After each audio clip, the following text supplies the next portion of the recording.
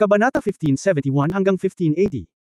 Ngumiti si Yuan and Zhenchen at sinabing, ito ay isang magandang bagay para sa isang henerasyon ng mga bagong dating na higaitan ang mga luma. Tungkol sa pag-unawa sa batas, ikaw ay malayo pa rin.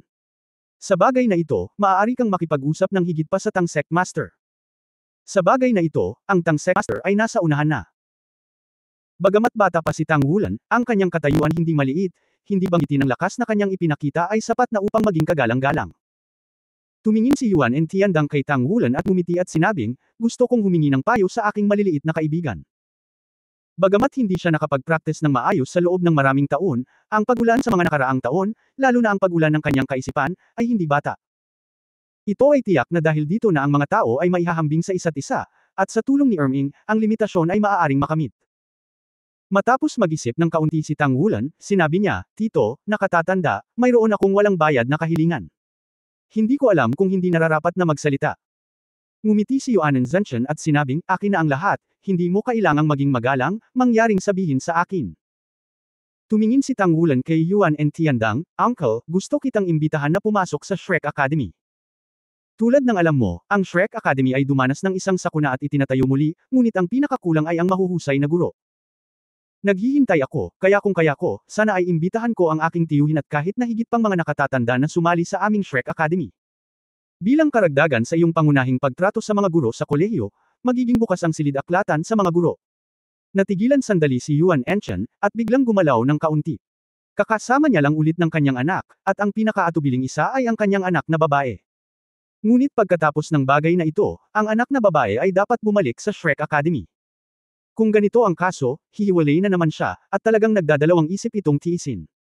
Mula nang mamatay ang kanyang asawa, ang kanyang anak na babae ang tanging nag-aalala sa kanyang puso. Bahagyang kumunat ang noo ni Yuan and Zhenchen. Sa wakas ay bumalik sa normal ang panganay na anak, at ginawa rin niya ang ultimate Daoluo. Ang magiging pinuno ng clan ay walang iba kundi siya. Ito ang panahon para magkaroon ng magandang relasyon sa iba't ibang linya ng pamilya. Kung aalis siya, walang alinlangang magkakaroon ito ng epekto sa kanyang paghalili sa posisyon ng patriarka sa hinaharap. Pare, handa akong pumunta. Nakita ni Yuan and Tiandang ang pag-aalinlangan ng kanyang ama at agad niyang sinabi. Ito. Medyo nag-alinlangan si Yuan and Zhenchen, tinatanggihan si Tang Wulan, mukhang hindi ito nararapat, ngunit sumang-ayon, hindi ito ang gusto niya. Pare, paano ito, bitawan mo na ako. Tumayo si Yuan and Zhenchen, lagi kong hinahanap-hanap ang Shrek Academy, at nag-iisa ako. Makakasiguro akong may kuya ako sa tabi mo. Kung hindi ito naaayawan ni Shrek, handa akong maging lecturer. Ngumiti si Yuan and Zhenchen, at magsasalita pa lang, sinabi na ni Tang Wulan, handang pumunta si Senior Tianxiang, syempre welcome. Pero hindi ko patapos ang treatment sa academy namin. Sino mang gustong mag-apply na pumunta sa Shrek Academy namin para magturo para sa Ultimate Daoluo, magbibigay ang academy ng set ng 4 character Battle of Animoristic na Daoluong armor. Nang hindi bababa sa 3 mga metal. Sa sandaling lumabas ang pahayag na ito, ang mga pulutong ng Titan Great Ape Family ay hindi napigil ang makaramdam ng kaguluhan. Umiiral na ang 3 character battle armor bilang mga astronomical figure.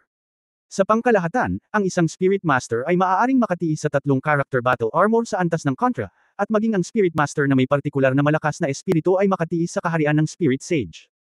Ngunit kung gusto mo talagang magkaroon ng 3 character battle armor, karamihan sa mga Spirit Masters ay dapat na pagkatapos ng may pamagat na Daoluo Realm. Hindi sa hindi nila ito kayang bayaran, ngunit wala silang sapat na mapagkukunan upang maitayo ito. Ang banal na craftsman ay maaaring bumuo ng metal na kailangan para sa 3 character battle armor, ngunit magkano ang mayroon ang banal na craftsman? Wala pang 20 sa buong kontinente. Kung ikukumpara, marami pang advanced na mga tagagawa ng mecha, kaya kung gusto mong bumuo ng 3 character na battle armor, kailangan mong pumila at magbayad ng mataas na halaga. Ang kakayahang magkaroon ng isang set ng 3 character na battle armor ay isang qualitative leap para sa isang Soul Master. Sino ba naman ang ayaw magkaroon nito? Iyan ay isang 3 character na battle armor. Ang mataas na halaga na ito ay hindi nasusukat ng pera. Isang pinamagatang Daoluo, mula sa pagpaplanong gumawa ng sarili niyang 3 character battle armor hanggang sa pagmamayari nito, 10 taon na ang pinakamabilis na panahon. Sa makatuwid, kung maraming pamilya ang maaaring magkaroon ng isang santo craftsman, iyon ang matibay na pundasyon ng pamilya. At ang pagbubukas ni Tang Wulan ay hindi lamang isang 3 character battle armor, kundi isang 4 character battle armor din. Kung ikukumpara sa mataas na halaga ng 3 character battle armor, ang 4 character battle armor ay maaari lamang ilarawan bilang inaasahan ngunit hindi matamo. Ang buong kontinente, at maging ang buong Daoluo Star, ay mayroon lamang isang Divine Craftsman noon, ang Divine Craftsman na si Zhenhua. At kahit na ito ay isang Master Craftsman, ang success rate ng Tianduan ay napakababa. Hindi madaling kumpletuhin ang 4-character battle armor. Huwag isipin na ang Shrek Academy, Kang Sect, at Ultimate Daoluo ng Spirit Spreading Pagoda ay may 4 na character na battle armor, at ang 4-character battle armor ay madaling makuha. Iyon ang pundasyon, 10,000 taon ng pundasyon. Kinailangan pang pumila ang God Craftsman na si Tianduan. Noong Extreme Daoluo ang mga pila, dapat na may prioridad ang malalakas na puwersang ito na may malalim na background, ngunit tiyak na hindi mababa ang halaga. Mayroon lamang isang Master Craftsman, na may hawak ng ganap na kapangyarihan sa pagpepresyo. Ito rin ang dahilan kung bakit kahit ang Spirit Spreading Pagoda ay dapat protektahan ang banal na manggagawa. Kung walang Master Craftsman, sino ang makakagawa ng 4-character battle armor? Mahirap magpanday ng langit, at sa pagtaas ng edad, ang Master Craftsman na si Zhenhua ay may mas kaunting mga gawa ngayon, na ginagawang mas bihira ang 4-character battle armor. Ang mga eksistensya tulad ni Pluto Daoluo Harosa ay gumagamit ng mapanlikhang paraan para i-upgrade ang kanilang 3-character na battle armor, na halos hindi maabot ang larangan ng 4-character battle armor, iyon ay hindi isang tunay na 4-character battle armor. Si Halosa ay isang quasi-god Ultimate Daoluo na karapat-dapat sa kanyang pangalan. Sa makatuwid, pagkatapos sabihin ni Tang Wulan ang pangungusap na ito, ang mga mata ng Titan Great Ape Family ay tumingin sa kanya ng hindi sabik, ngunit tila sila ay tumitingin sa isang neuropathy. Paano kaya ito? Ito ang iniisip nila sa mga oras na ito. Ang battle armor ay tailor-made, hindi ito tinutukoy ng background ng akademya. Hindi napigilan ni Yuan Enchenshiang ang sinabi, Kang Sect Master, hindi ito biro. Bahagyang ngumiti si Tang Wulan, syempre. Paano ako makakagawa ng biro tungkol sa ganitong uri ng bagay? Ngunit ito ay may kondisyon din. Pagkatapos makuha ang battle armor, kailangan kong magturo sa Shrek Academy ng hindi bababa sa 20 taon. Pagkatapos nito, pumunta at manatili sa gusto. Lahat ito ay personal. 20 taon, ito ay talagang isang mahabang panahon, ngunit para sa 3 karakter na sandata ng labanan, lalo na ang 4 na karakter na sandata ng labanan, iyon ay talagang wala. Gayunpaman, ang kanyang mga salita ay medyo mahirap kumbonsihin ang lahat ng naruroon. Totoo ang sinabi ng kapitan. Ginawa ni Yuan Yahui ang kanyang bahagi upang pumunta sa gilid ni Tang Wulan, kumurap ang kaunting kristal na dilaw na liwanag, nakabuka ang kanyang mga pakpak sa kanyang likuran, pinakawalan ang kanyang 3-character battle armor. Sa ilalim ng takip ng 3-character battle armor, ang hininga ni Yuan Yahui ay biglang nagbago, at ang kanyang buong kasikatan ay biglang nagbago. Ang kanyang battle armor ay pinangalan ng Tianshuang sa 2-character battle armor, at Tianshuang Bian sa 3-character battle armor. Ang langit ay ang langit ng nahulog na anghel. Ang doble ay tumutukoy sa kanyang sariling dalawahang espiritu at kambal na espiritu ni Xi. Ang pagbabago ay tumutukoy sa pagbabago ng dragon sa kalangitan sa panahon ni Xi, at tumutukoy din sa pagbabago ng kanyang sariling espiritu. Sa makatuwid, ang kasalukuyang siya ay, pinalitan ni Tianshuang si Yuan Yahui. Inilabas din ni Xi ang kanyang kulay abong 3-character battle armor.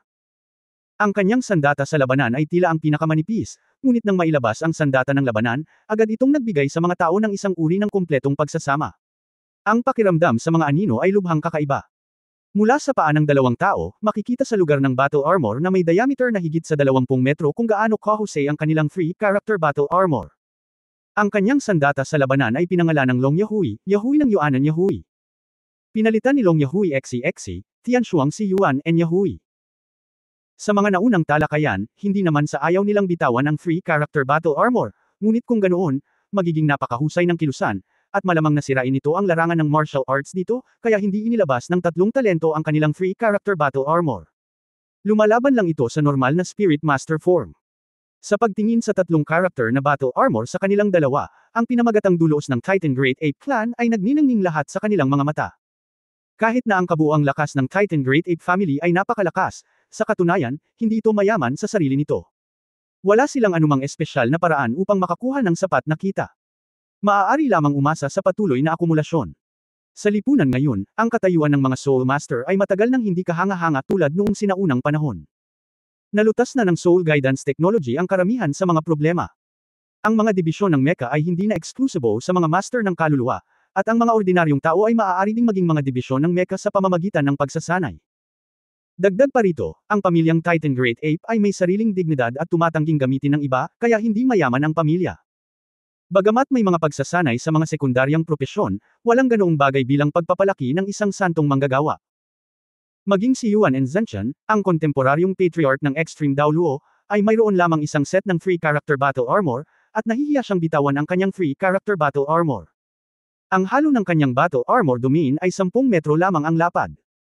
Hindi kasing husay ng dalawang kabataang ito. Para sa iba, tanging ang dalawang magkapatid na sina Yuan and Tiandang at Tianxiang ang tatlong karakter na armor ng labanan, at ang kanilang kalidad ay hindi kasing ganda ng kanilang ama. Ang iba ay wala man lang ang free character battle armor. Ahem, Tang Sect Master, kung totoo ang sinasabi mo, handa akong umalis. Anyway, wala akong magawa sa pamilya. Ang pagtuturo at pagtuturo sa mga tao ay isang magandang bagay. Lumabas ang isang matandang hindi matangkad ngunit napakalakas. Sa grade point of view, hindi gaanong magkaiba sila ni Yuan and Zhenchen. Pero parang energetic at puno ng power. Naglakad siya papunta kay Yuan and Zhenchen, "Kuya, wala akong masyadong gagawin sa pamilya, hayaan mo na lang ako. Gusto ko talagang subukan, ano ang feeling ng free character battle armor. Tsaka, pumunta ka sa Shrek bilang isang guro, hindi ba nakakahiya?" Pangatlong kapatid. Mapait na ngumiti si Yuan and Zhenchen, "Ako ang patriarch na walang kasanayan." Nakita ni Yuan and Zhenchen ang simula ng ikatlong tiyuhin, at gusto lang niyang magsalita, ngunit itinaas ni Yuan and Zhenchen ang kanyang kamay para pigilan siya. Tumingin si Yuan and Zhenchen kay Tang Wulan na may nakakapasong mga mata, "Free character battle armor, naniniwala akong ganito ang background ng Shrek Academy, ngunit ano ang sinasabi ng Tang Master tungkol sa 4 character battle armor?" Dati, sa kanyang isipan, si Tang Wulan ay higit na itinuturing na isang junior, ngunit pagkatapos na sabihin ni Tang Wulan ang mga bagay na ito, napagtanto niya na hindi siya dapat tretuhin ng kaisipan ng pagtingin sa junior. Ito ang Tang Sect Master, ang speaker ng Shrek Academy. Sinabi ni Tang Wulan, "Ang sinabi ko ay tiyak na magiging posible. Makakatiyak dito ang mga nakatatanda." Nag-alinlangan si Yuan and Zhenchen at sinabi, "Hindi ako nagdududa sa relasyon sa pagitan ng Tang Sect at Shrek Academy at Zhenhua Artisan, ngunit ngayon narinig ko na ang katawan ng Artisan ay hindi masyadong maganda, maaari pa ba akong bumuo ng isang buong set ng 4 na character na battle armor? At higit pa, tiyak na hindi lang kami ang gustong gumawa ng 4 na character na battle armor, dahil kami ay may kakulangan sa mga mapagkukunan ng labanan. Para pumila." Malinaw na malinaw ang ibig niyang sabihin, iyon ay, bago kami hindi kwalipikadong pumila, kahit na kami, ano ang dapat naming gawin kung hindi kami pumila? Inayos ni Exi ang kanyang buhok, ngumiti, at sinubukang gawing medyo cool ang kanyang sarili, na nagsasabing, sa kontinente ng Daoluo, hindi lamang isang master craftsman. Hindi nakatiis si Yuan and Yahui na nagpanggap na 13, at agad siyang kinurot, ngunit ang mga salita ni Exi ay nagulat pa rin sa lahat sa Titan Great Ape Family. Bago magtanong si Yuan and Zhenchen, sinabi ni Tang Wulan, "Ang Master Zhenhua ay aking tiyuhin, at ako ay nag-aral kasama ang guro at tiyuhin, at isa pang guro ng Shrek Academy, Chilong Daoluo sa loob ng maraming taon. Maaari itong mapeke." Hindi siya nag-post gaya ni Exi, at ang mga salita ay napakalinaw, ngunit nang sabihin niya ito, lahat ng naruroon ay nagulat. Nawalan ng boses si Yuan and Zhenxiang, "Maaaring ang 4 character battle armor embryo na ibinigay mo kay Princess Yinlong sa martial arts contest ay hindi mula kay Master Zhenhua, ngunit..." Tumanggo si Tang Wulan. Nagkatinginan ang lahat, dahil sa gulat ay medyo nawala sila saglit. Ano ang ibig sabihin ng Artisan? Habang hinihintay nilang gawin ang battle armor, hindi na ito mas malinaw. Ang pagkakaroon ng isang master craftsman ay sapat na upang baguhin ang pangkalahatang lakas ng isang pamilya. Ang pagkakaroon ng isang banal na craftsman ay sapat na upang hanggan ito ng buong kaluluwa master mundo. Ang divine craftsman ay maaaring lumikha ng pagkakaroon ng 4 na character na battle armor master. At ang bawat 4 na character na battle armor master ay nakatayo sa tuktok ng mainland. Ang 4 character battle armor ay hindi maihahambing sa anumang iba pang battle armor. May ganoong kasabihan na ang 4 na character na battle armor masters ay pawang mga powerhouse na kayang lumaban sa isa't isa. Dahil lang sa mismong 4 character battle armor, mayroon na itong sariling rules. Ito ba ay isang pagmamalabas? Hindi ito pagmamalabas. Ang 4 character battle armor ay maaaring gumawa ng isang malakas na tao na kakapasok lang sa limitasyong Daoluo na direktang harapin ang demigod level. Ang 4 character battle armor ay hindi na kasing simple ng buhay ng isa pang soul master, ito ay simpleng sublimation ng buhay. Sa sandaling ito, ang binata na nakatayo sa kanilang harapan ay napakabata, ngunit sinabi niya sa lahat na siya ay isang henerasyon na ng mga dalubhasang manggagawa na kayang kumpletuhin ang pagpapanday ng langit. Paano maniniwala ang mga tao dito? Gayunpaman, may kakaibang pagkakakilanlan ng binatang ito. Siya ang master ng Tang Sect, at siya ang master ng Sea God Pavilion ng Shrek Academy. Ang lahat ng mga pagkakakilanlan na ito ay ginagawang imposible para sa kanya na magsalita ng kasinungalingan. Ito ay tiyak na dahil sa mga contradiction sa pagitan ng dalawa. For a time, ang mga powerhouse ng Titan Great Ape Clan na pinamumunuan ni Yuan and Zhenchen ay nanginginig ng hindi maipaliwanag. Hindi rin nagpilit si Tang Wulan. Ito talaga ang unang pagkakataon na direktang inamin niya na siya ay isang master craftsman. Sa Martial Arts Recruitment Conference, noong panahong iyon, dahil ang atensyon ng lahat ay nasa ibang lugar, ang ilan sa mga sinabi niya kay Guyana noong panahong iyon ay hindi narinig ng mga tagalabas. Sa makatuwid, kahit na may mga pagdududa tungkol sa kanyang pagkakakilanlan bilang isang master craftsman, hindi sila makatitiyak. Matapos huminga ng malalim na hindi malay, sinabi ni Yuan Enshen, Tang Sect Master, hindi ko alam kung paano ito sasabihin. Ngunit kung isa ka talagang master craftsman, sa tingin ko hindi namin maaaring tanggihan ang iyong kahilingan. Oo, hindi ako makakatanggi. Ang kakayahang gumawa ng 4-character Battle Armor Master na lumitaw sa pamilya ay talagang mahalaga para sa buong pamilya ng Titan Great Ape. Alam mo, bukod sa Shrek Academy, mayroon lamang 3 o 4 na set ng Spirit Spreading Pagodas na may pinakamaraming 4-character Battle Armors. Tiyak na hindi hihigit sa 3 set ng 4 na character na armor ng labanan sa Temple of War. Sa buong Daoluo Continent, ang 4-character Battle Armor Master ay bilang lamang ng 10 daliri, maliban sa ilang nakatagong powerhouse, ang 4-character Battle Armor Master ay kaunti lang. Kasabay ng sakuna, ang Shrek Academy ay nawasak, at ang bilang ng 4 na karakter na Battle Armor Masters ay nabawasan din. Hanggang ngayon, walang nakakaalam kung gaano karaming malalakas na tao ang may 4 na karakter na Battle Armor. Ang pamilyang Titan Great Ape ay mayroon na ngayong 2 extreme Daoluo kabilang ang Yuan and Zenshin at Yuan and Tiandang. Ito na ang pinakamayamang sandali ng pamilya. Kung sa oras na ito maaari silang magkaroon ng 4 na karakter na Battle Armor Master, pagkatapos, ang pamilya ay maaaring agad na umakyat sa pinakamataas na antas ng mainland power, na magkakaroon ng hindi inaasahang epekto sa hinaharap na pag-unlad ng pamilya. Bukod dito, ang Shrek Academy at Tang Sect ay mayroong master craftsman, na naging dahilan din upang humanga si Yuan and Zenshin sa 2 kapangyarihan na may paghanga, 4 na Ultimate Daoluo, isang master craftsman, ang Shrek Academy ay nasa martial arts competition. Ang nasa itaas ay nagpapakita ng napakalaking impluensya, may isip na malapit na ang pagbangon ng kolehiyo. Ang relasyon sa Shrek at Tang Sect ay tiyak na hindi masamang bagay para sa Titan Great Ape Family, hindi pa banggitin na si Yuan Yahui ay isa rin sa Shrek 7 Devils, at malaki ang posibilidad na siya ay maging extreme Daoluo sa hinaharap. Sa oras na ito, si Yuan Zenshin ay may desisyon sa kanyang puso.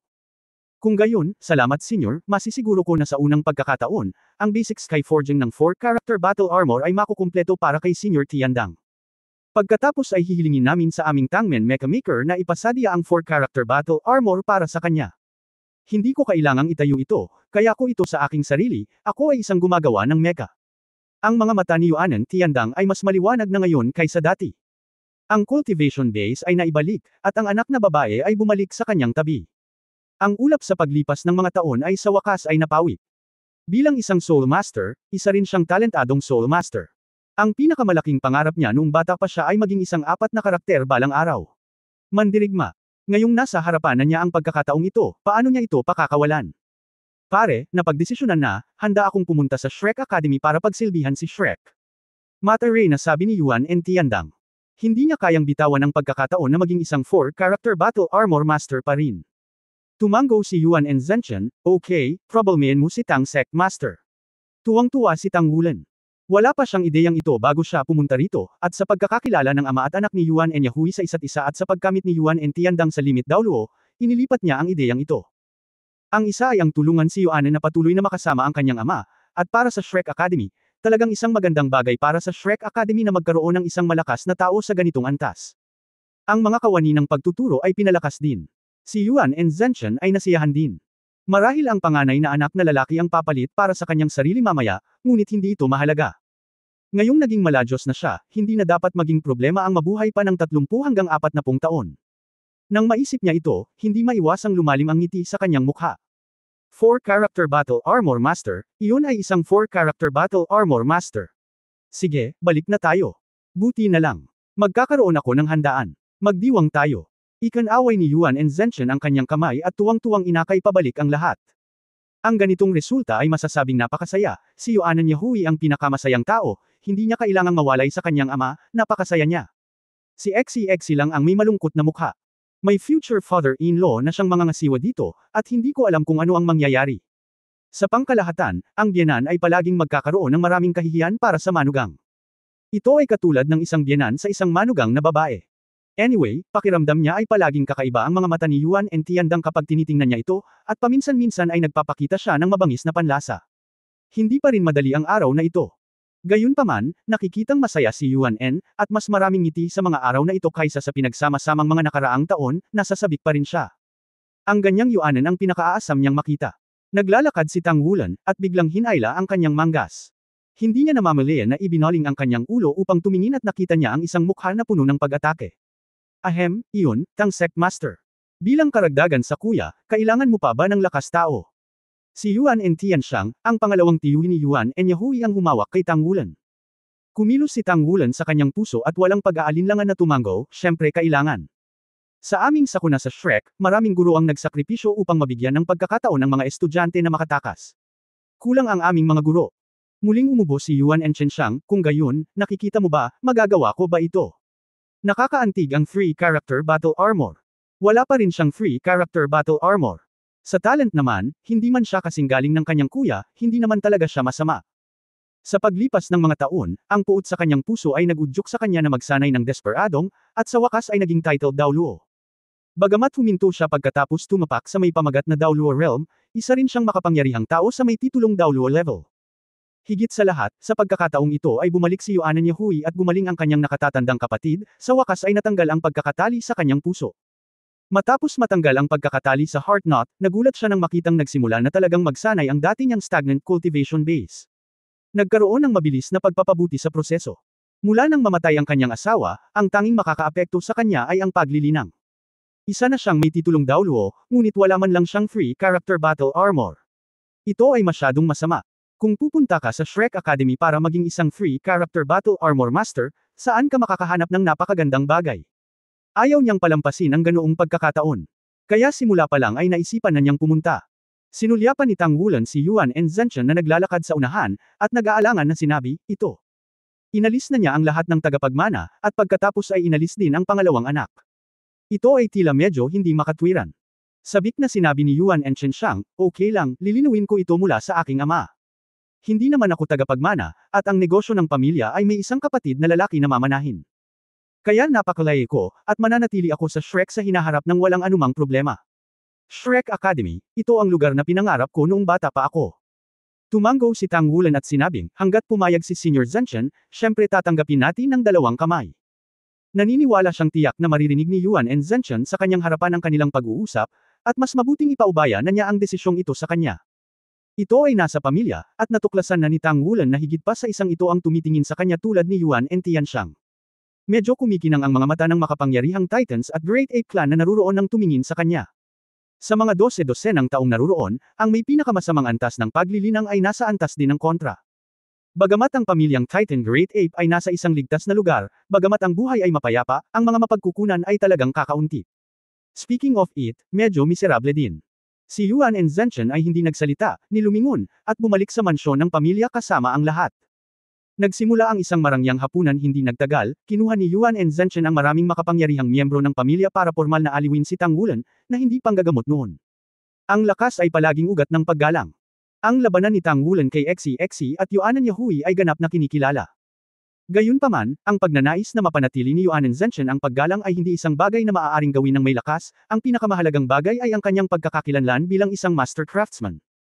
Pagkatapos uminom ng 3 ikot, ang mga mata ni Tang Wulan ay naging mas maliwanag at lumiwanag, ngunit si Xi, na nasa hindi kalayuan, ay nakahiga na sa mesa. Siya ay lasing ni Yuan En Tiandang, at tama ang kanyang nagbabantang premonition. Tumingin ang matanda sa kanyang manugang, ngunit hindi ito kaaya-aya sa kanyang mga mata. Pagkatapos ay iminungkahi ni Yuan En Tiandang na painumin si Xi kasama niya, at medyo walang kahihiyan, na gamitin ako para uminom ng isa uminom ka ng 3. Bagamat hindi mahina ang cultivation base ni Xi, anong lakas ng loob na gumamit ng spirit power para mabawi ang lakas ng alak sa oras na ito. Natural bumaba. Hindi siya pinigilan ni Yuan En Yahui, nakangiti lang siyang nakamasid, paanong masasaktan ng munting alak na ito si Xi, pinagmamasdan ng kanyang ama na nakikipagkompetensya kay Xi, naramdaman niya ang pagmamahal ng isang matibay na ama, ilang taon nang wala sa ganitong pakiramdam, tanging kaligayahan na lang ang nasa puso niya. Big deal, bumalik ka lang at bayaran ng taong iyon sa ibang paraan. Tang Sect Master, i-toast ulit kita. Tumayo si Yuan En Zhenchen at itinaas ang baso ng alak. Nagmamadaling tumayo si Tang Wulan, huwag kang manggahas, senyor, masyado kang magalang, ako ay isang junior, dapat kitang igalang. Tumawa si Yuan En Zhenchen, at uminom kasama si Tang Wulan, Tang Sect Master, mayroon akong hindi nakikiramay na kahilingan. Bagamat ito ay medyo nakakasakit, hindi ko pa rin maiwasan. Hindi mahalaga kung nahihirapan ka. Sinabi ni Tang Wulan, sinabi mo na, hindi ko ba hahayaang sabihin mo ito? Senyor, welcome ka, sabihin mo sa akin. Ngumiti si Yuan and Zhenchen at sinabing, gusto kong hilingin sa Tang Sect Master na ipakita ang Tianduan para sa atin. Sa totoo lang, hindi ko pa nasaksihan ang Tianduan Fit sa buhay ko. Matagal ko na itong hinahanap-hanap. May oras ba ang Tang Sect Master? Magpakita ng isa o dalawa para sa atin. Nag-aalala ba ito sa akin? Napaisip si Tang Wulan sa kanyang sarili. Ngunit kapag iniisip ko ito, sa palagay ko ito ay likas din ng tao, tumango, at sinabi, okay, okay lang. Ngayon, sa pagkakataong ito ay medyo nagulat si Yuan and Zhenchen. Naglakas loob si Tang Wulan na sabihin iyon, na walang alinlangan na nangangahulugang sigurado siya. Ang pag-inom, natatakot akong maapektuhan nito ang estado ng Tang Sect Master. Sabi ni Yuan and Zhenchen. Bahagyang ngumiti si Tang Wulan, okay lang, kaya ko namang subukan. Gayunpaman, hindi masyadong mataas ang success rate ng Tianduan, kaya hindi ko magagarantiya ang tagumpay. Ngunit ang proseso ay sulit na panoorin. Bahagyang nanginag ang puso ni Yuan and Zhenchen, ngunit sa pag-iisip ng plano sa kanyang puso, tumango siya at sinabing, okay, kung gayon guguluhin ko ang Tang Sect Master. Ano ang kailangan mo, hahayaan ko silang maghanda at magsimula pagkatapos ng hapunan. Kinaweyan ni Tang Wulan ang kanyang kamay, hindi ko kailangang maghanda ng anuman. Dito lang ako sa looban sa labas at babatiin ang lahat ng toast. Walang hindi komportable sa kanyang puso, gusto niyang ibalik ang isang limit daw luo, ano ang magagawa niya kung hindi niya na ipapakita ang kanyang tunay na kakayahan. Hanggat maibabalik ang Yuan and Tiandang, lahat ito ay sulit. Nang makitang nangako si Tang Wulan ng walang pag-aalinlangan, ito rin ang naging dahilan upang ang lahat ng makapangyarihang miyembro ng Titan Great Ape Family ay tumingin ng gusto sa kanya.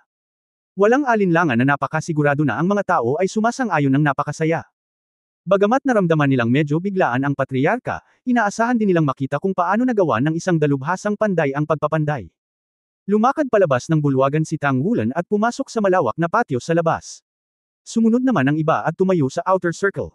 Itinaas niya ang kanyang ulo, tumingin sa langit, at naramdaman ang mga pagbabago sa pagitan ng mga elemento ng langit at lupa. Bagamat may bahid ng alak sa katawan, si Kui ang nagbigay sa kanya ng blooming mode. Sa pagtaas ng lakas, hakbang-hakbang hanggang ngayon, ang kanyang puso ay naging lubhang matigas pagkatapos ng maraming ehersisyo.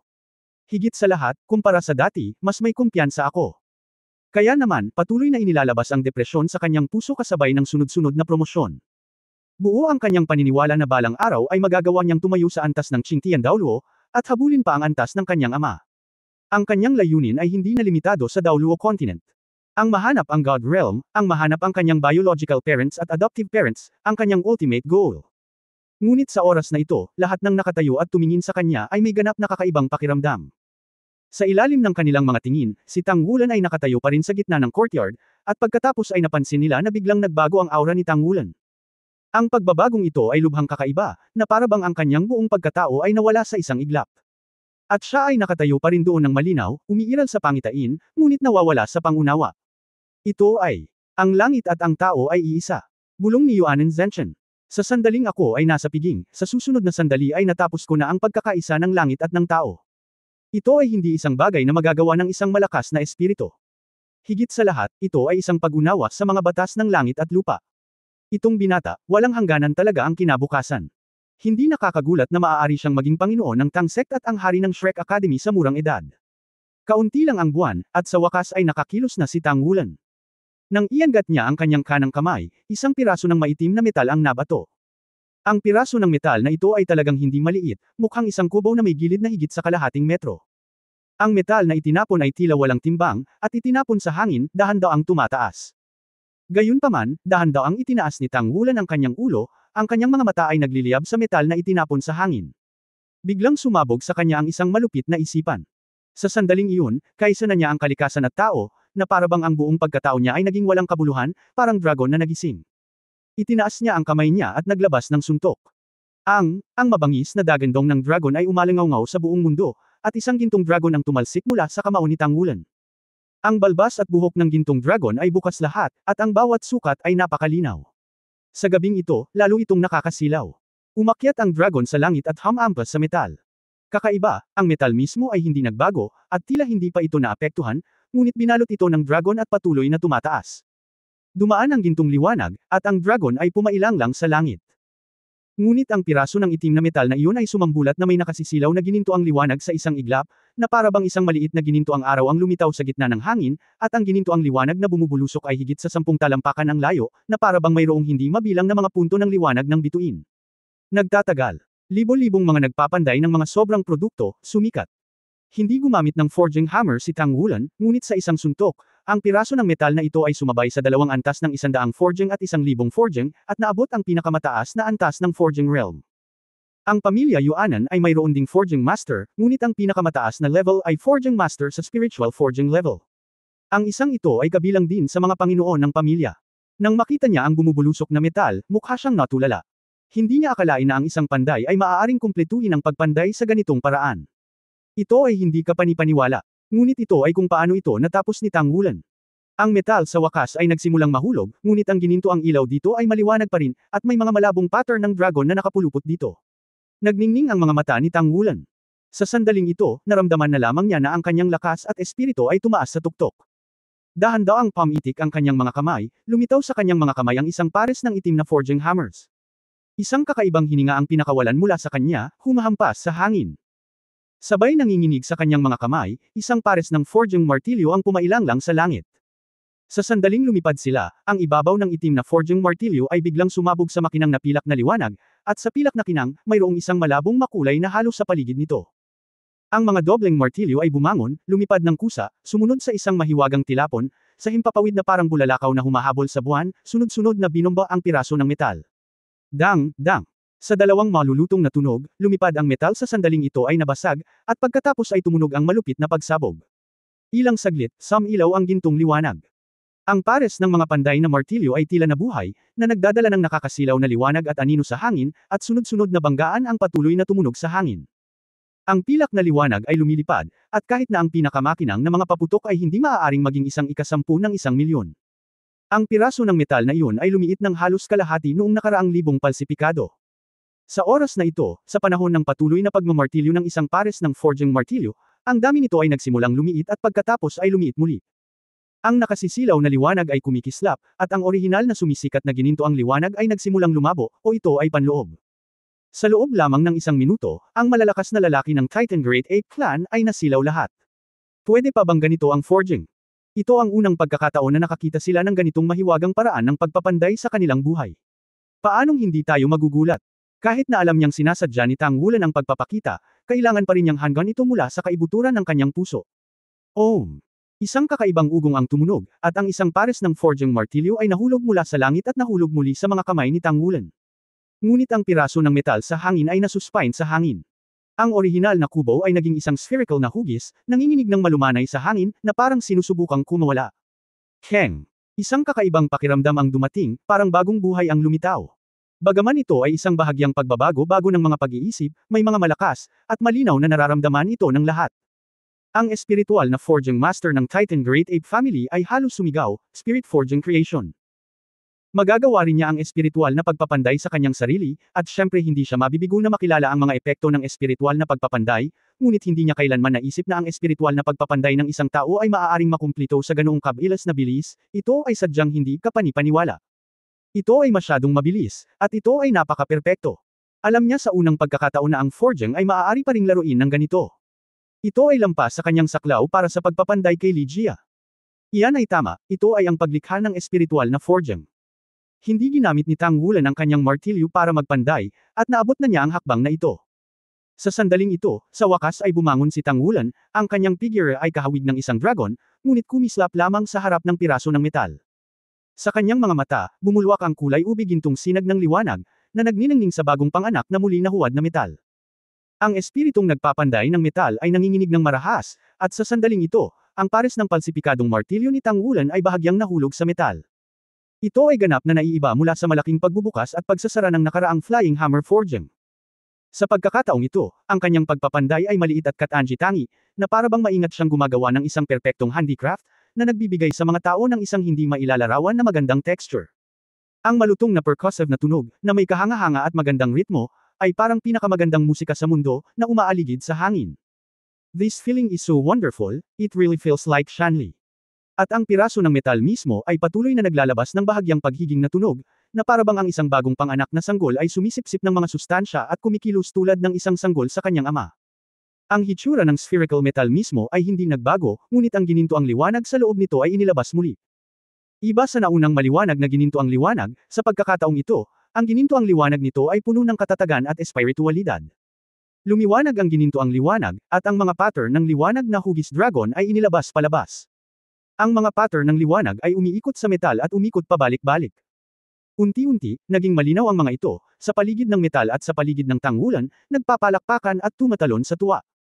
Ang pagpapanday ng espiritu ay lumilikha ng buhay, ang pagpapanday ng kaluluwa ay nagbibigay ng karunungan.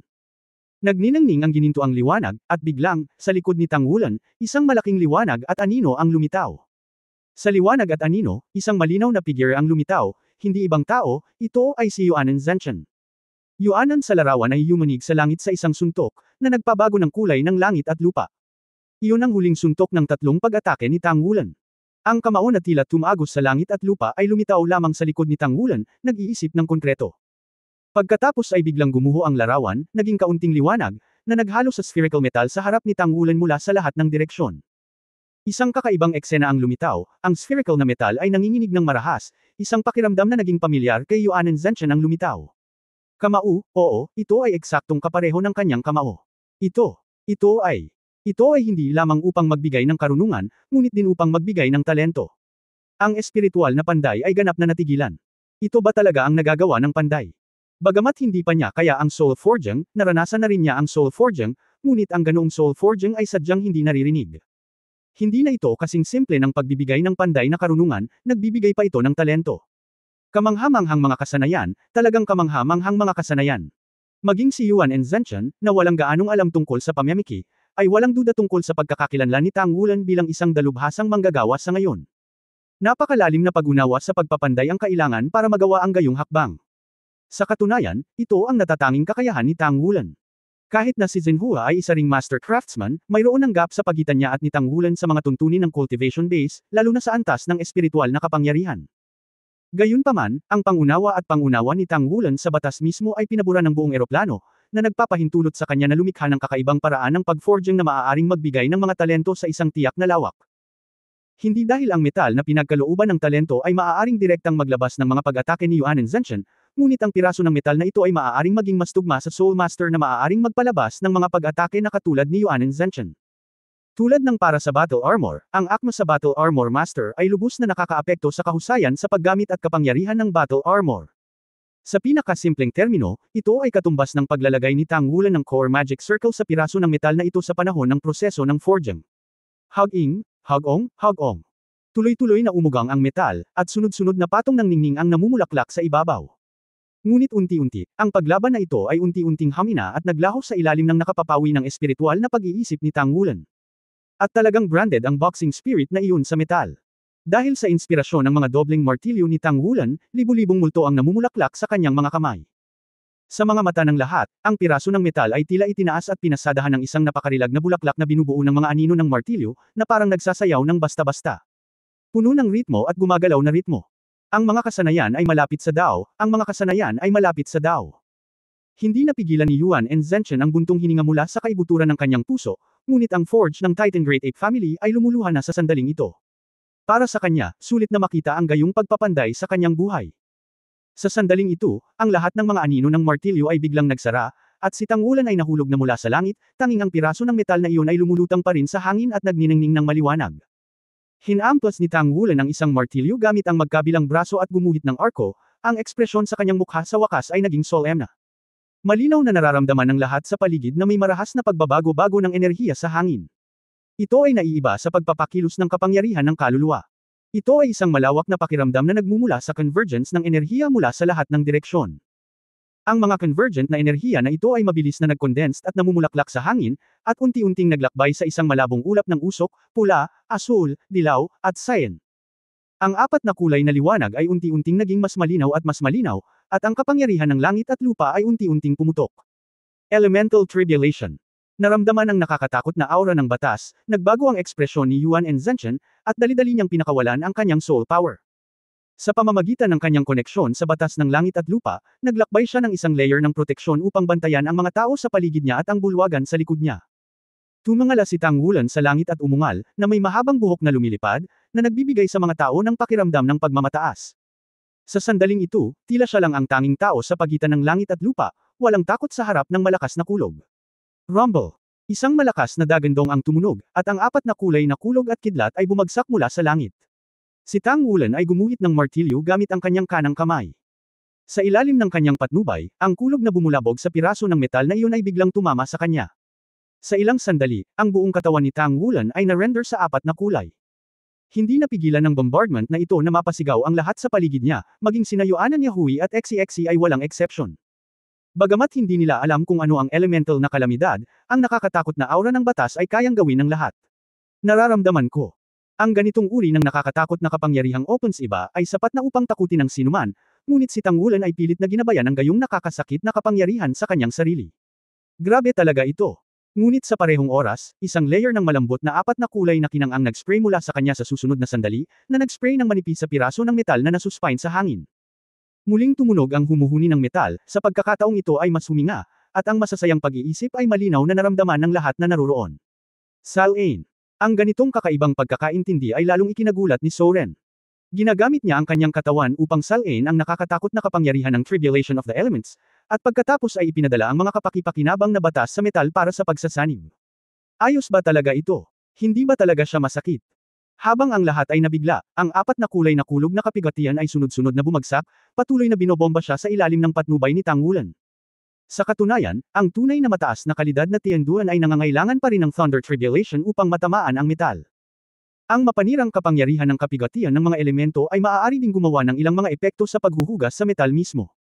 Ngunit para sa mga metal, ang pinakamalaking benepisyo ay nagmumula sa pag-iniksyon ng mga batas.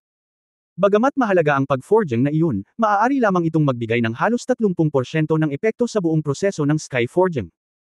Ang isang perpektong Tianduan ay talagang nangangailangan ng Thunder Tribulation upang bombahin ang metal, habang si Tangwulan ay gustong gabayan ng labis. Ngunit sa kasong iyon, ang kahirapan sa panday ay tataas ng husto. Ang malaking dahilan ng pagkabigo ni Tianduan ay nasa yugtong iyon din. Para kay Zhenhua, walang pagpipilian, dahil ang kanyang katawan ay hindi makayanan ng direktang pagbomba ng Tribulation of Elements, ngunit para kay Tangwulan ay hindi ito ang kaso. Ang pinakamalaking bentahe ng kanyang kasalukuyang paraan ng pag-forging ay ang rate ng tagumpay ay napakataas, at masasabi pa nga na sa kaso ng apat na kulay na Thunder Robbery, halos walang failure rate. At ang natapos na epekto ng Tianduan ay 70% ng pinakamahusay na Tianduan. Sa napakataas na rate ng tagumpay, tiyak na ito ang pinakamahusay na pagpipilian, lalo na kung gusto mong ipakita ang iyong lakas sa harap mo. Ang apat na kulay na halo ay unti-unting yumaman, mula sa unang paglitaw lamang sa ibabaw ng metal, hanggang sa kalaunan ay unti-unti itong pinaghalo dito, na nagbabago sa panloob na pag-iral at istruktura ng metal mismo. Ang mas kakaiba pa ay ang piraso ng metal ay unti-unting nagbabago ang hugis, na may pagbubuhos ng apat na kulay na liwanag, hindi pa ito napik muli ni Tangwulan, naging parang guwantes ang hitsura, at unti-unting pino. Boom! Isang nakakatakot na apat na kulay na kulog na sakuna na kasing kapal ng tangke ng tubig ang binomba at bumagsak kay Tangwulan, at ang kanyang buong pagkatao ay nilamon pa ng nakatatakot na elemental na sakuna. Boss! Si XCXC ay malapit ng magmadaling palabas ng hindi namamalian, ngunit hinawakan siya ni Yuan Tiandang sa tabi niya, idiot. Ang thunder bombardment na dinanas niya ay hindi pa damaloy, ibig sabihin, siya ay nasa ganap na kontrol. Namatay ka ba sa nakaraan? Sa mga tuntunin ng kaalaman, tiyak na mas mahusay siya kaysa kay XCXC. Si XCXC, na nahuli ng kanyang magiging biyenan, ay natigilan din sandali. Noon lamang niya napagtanto na sa proseso ng kakilakilabot na kulog at sakuna na pambobomba, walang pinsala sa bahay ng Titan Great Ape Family. Malinaw, ito ang ganap na kontrol ni Tangwulan. Boom! Ang apat na kulay na liwanag ay bumuhos sa metal na parang tubig. Isang layer ng liwanag at anino ang lumitaw sa ibabaw ng metal. Ang dating itinurok na layunin ng kamao ay tila hinigop ang mga pagbabago sa batas, at biglang sumambulat ng 110 beses, 100 beses na hininga. Ang malakas na alon ng layunin ng kamao ay lumabas na ipinanganak, na parang may malakas na pakiramdam na parang nakikipaglaban sa langit. Hindi ko alam kung kailan, may extra person na si Yuan Zhenchen sa tabi niya, di ba Erming? Sa pagtingin sa buong set sa kalangitan na naglabas ng malakas na hininga ng Titan Divine Fist, paulit-ulit na nagbago ang kanyang mukha, at sa wakas ay hindi niya maiwasang mapabuntong hininga, ang karunungan ng tao ay hindi maihahambing sa mga kaluluwang hayop. Talagang nagmamalasakit ang Diyos sa sangkatauhan. NS.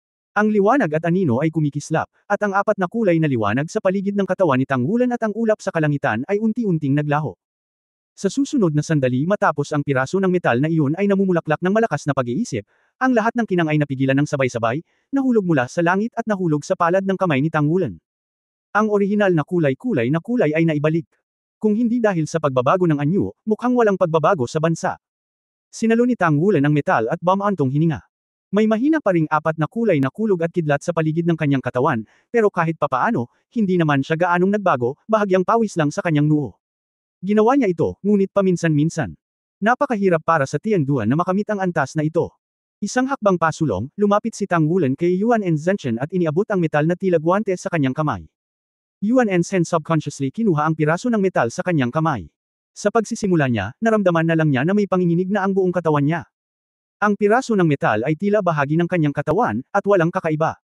Isang pakiramdam ng ang tila swarthy metal ay bahagyang na-infuse ng soul power, at isang apat na kulay na halo ang biglang lumitaw na malabo, nagbago ang batas, at ito ay nailipat sa isang iglap. Parang winawagayway ang kanyang mga kamay, maaari nitong pasabog ang sarili nitong kapangyarihan ng maramihan. Alam mo, metal lang ito, hindi battle armor. Ang isang piraso ng metal ay maaaring umabot sa antas na ito. Ito ba ang langit na nagpapanday? Isang kakila-kilabot na Dayforge. Isa rin itong gumagalaw na Dayforge. Huminga ng malalim, medyo nagmamadali ang aura ni Yuan and Zhenchen, hindi ko inaasahan na magkakaroon ng pagkakataon ng matanda na masaksihan ang Tianduan sa buhay na ito. At nang makita ng sariling mga mata ang pagtatapos ng Tianduan, hinangaan siya ni Tang Sect Master. Ano?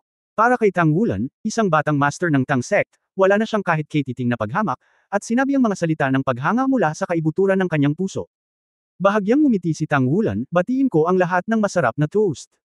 Sa kabutihang palad, ngayon ay mayroon akong swerte at matagumpay. Sa mga araw na ito, kumain at uminom kami ng walang bayad kasama ka. Ang piraso ng huwad na metal na ito ay ibibigay sa iyo bilang regalo. Nagmamadaling sinabi ni Yuan and Zhenchen, paano ito mangyayari? Napakahalaga nito. May isip ng isang tao kung gaano kahalaga ang isang piraso ng langit na huwad na metal.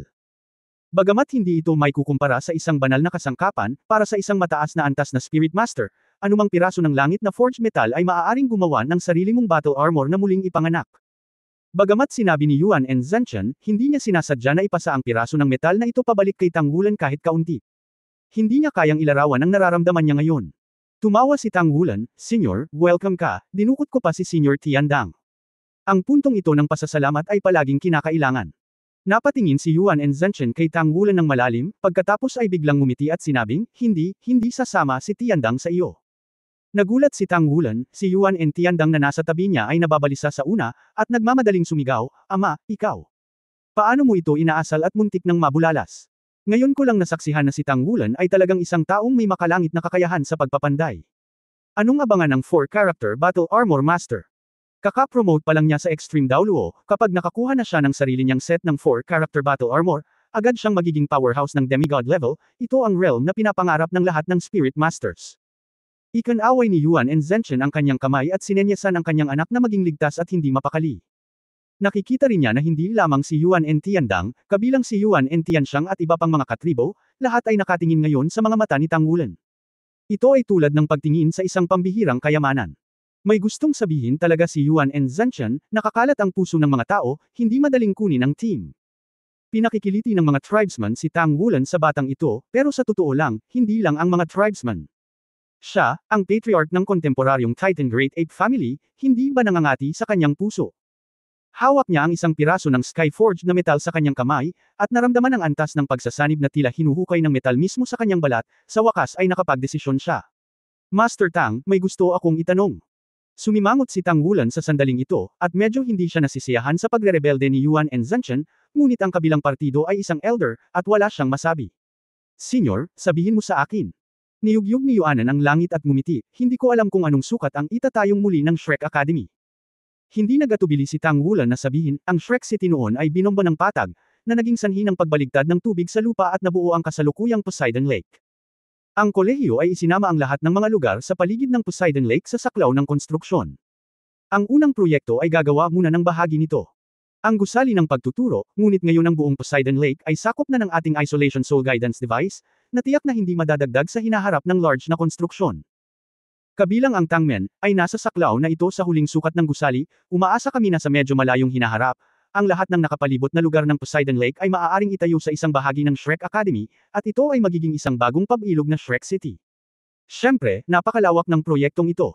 Ang lugar ng Poseidon Lake ngayon ay mas malaki kaysa sa buong Shrek City dati. Ito ay magtatagal ng mahabang panahon upang makabuo ng bagong Shrek City sa paligid niya.